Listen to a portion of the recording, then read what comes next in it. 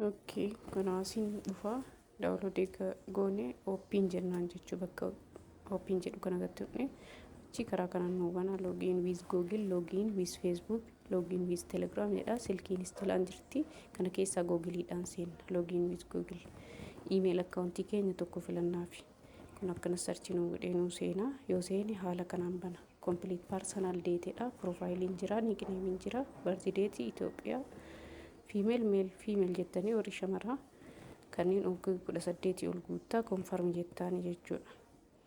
Haala kanaan fidaa footoo filatta ammas footoo akka sagalaarii keesseensaa kadheennaatti filattaa fi raayit goota akka seensisaa jechuudha. Achi ol sissitaa egaa hunda guuttee sammii jettaanii karaa kanatti si baasa. Laayiv osoo hin taane paartii waan kana tuttaa kun ootana tuttaa. My agentii waan jedhu turuufaa my agentii sangattuutaa please enter agentii ID jedha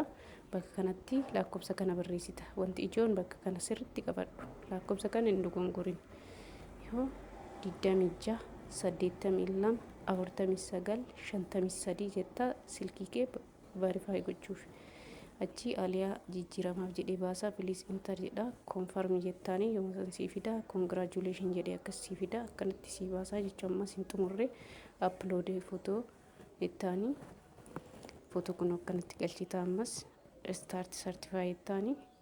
kun gurra kee akka mul'atu gurra lachuu ol jedhu gad jedhu jedhanii karaa kanaan xumurtaa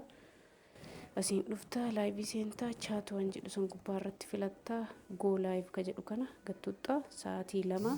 fi achi ol taa'uun dagatiin shamarran